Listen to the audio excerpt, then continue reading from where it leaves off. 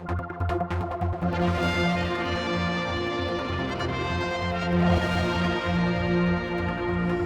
speaking with Eddie Teare, the Treasury Minister, about the announcement made in Timor the other day about the possible link-up between the MEA and also the Sewerage Water Authority. This seemed to be a bolt out of the blue as far as the two chairmen of the respective entities were concerned. Is that really the fact? Well, I think really we could have handled it better, and I would acknowledge that. The big issue was that because of the question put down by Mr Cannon about the MEA debt, then really that brought matters forward. We discussed it in the Council of Ministers last Thursday and agreed that it was worthwhile having a look at it to see how the two utilities would fit together, what savings would accrue if we did put them together. But it's very much at the early stage, and we are communicating with the staff and the unions just to basically say we're having a look at it, but it's not a done deal. We're just working through it. Should we just do a beginner's guide to this whole thing? Because I mean, I can't remember all the ins and outs. First of all, the MEA, how much debt is there, and will this sort it out? In round figures, it's about £400 million, so by anybody's point of view, it's a massive sum. It won't sort it out. It's not a magic bullet, but what we need to do is, and what we started is, to have a look at what synergies, what operating efficiencies could be achieved by putting the two organisations together. The MEA have done very well.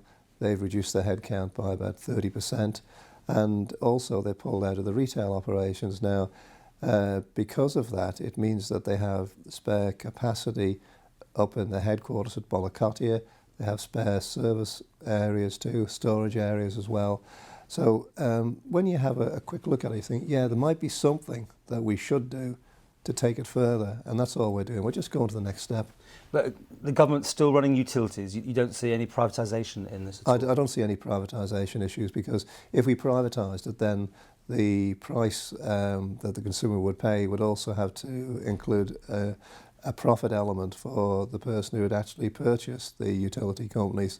So my own view is that as long as we can make an efficient operation, then why should we privatise it? I don't think that we'd achieve anything extra by privatising it.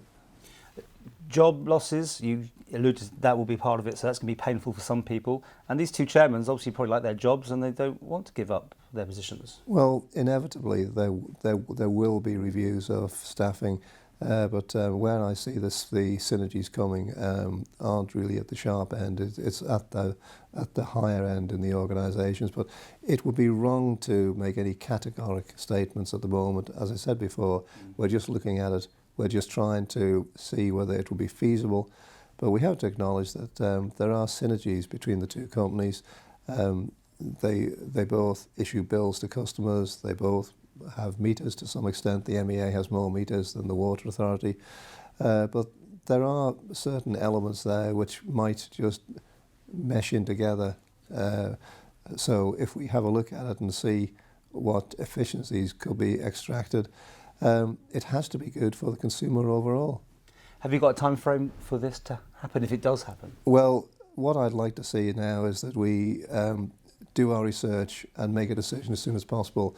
It's a most unsatisfactory position for the staff to be in, and in fairness to them, I want this resolved as soon as possible, and we work towards that, Paul. Now, you said you could have done it better with telling the chairmen. On that note, are they on side with you now they know? They appreciate that it should be reviewed, and Mr Quayle has said that in another media interview that he's done, and also Mr Horton. So yes, they think that we should have a look at it, and they do appreciate it, and I hope that Tynwald colleagues appreciate from the letter I sent out yesterday that it's not a done deal. We're just having a look at it. I mean, £400 million, that just weighs down you looking at your columns, doesn't it, on all the finances, and this constant knowing that somewhere along the line it's got to be repaid or written off. It's not a comfortable position to be in, but writing it off now would be the easy option. We could say, right, we just write it off, take it to government reserves and move on. I think we owe it to the taxpayer to try and pay down that debt from our trading operations and from efficiencies that we can extract from the entire operation, it would be wrong of us not to consider doing that. Okay. In other things, we'd be remiss not to ask how the financial year is going for you. I mean, any other surprises that have hit you, or are we on course, or are you on course for balancing the budget this year round? We're on course to balance. We did say that we'd rebalance by 2015-16. I did make it clear in a response to a question posed by Mr. Cannon yesterday that we would still have considerable work to be done after that date, because some of the internal reserves, for example, the capital reserve, needs to be replenished so that we can maintain the very substantial infrastructure that the government has and keep everything up to date. It's the old thing, really, a stitch in time. So we need to invest in our infrastructure just to maintain it at a good quality level. I hardly dare mention, but the film industry seems to have gone off the boil. Sefton now a done deal. You're comfortable still with these? I am. The film industry has delivered very significant benefits to the island. We've certainly seen a substantial increase in the number of films that have been shot on the island.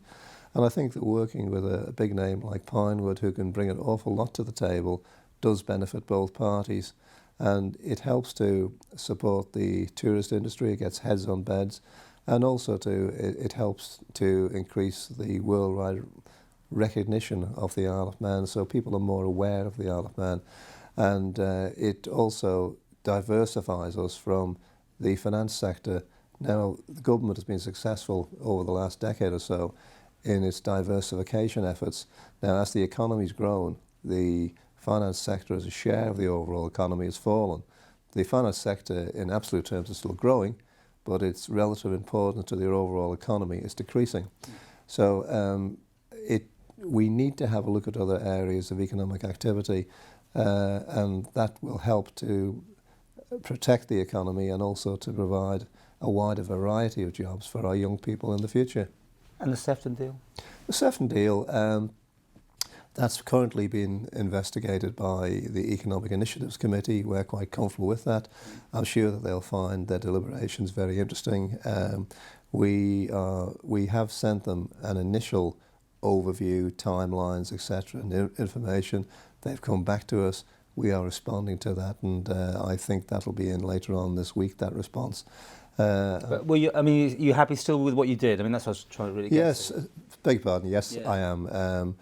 There are always people who will say we shouldn't do that, no matter what we do. But we are voted in to take decisions, and at times these decisions are most uncomfortable ones you have to make, but somebody has to make the decisions. I'm not saying that everything we'll do will be right. We'll never achieve 100% success rate, but I can tell you one thing, if we don't try, we're never going to achieve anything.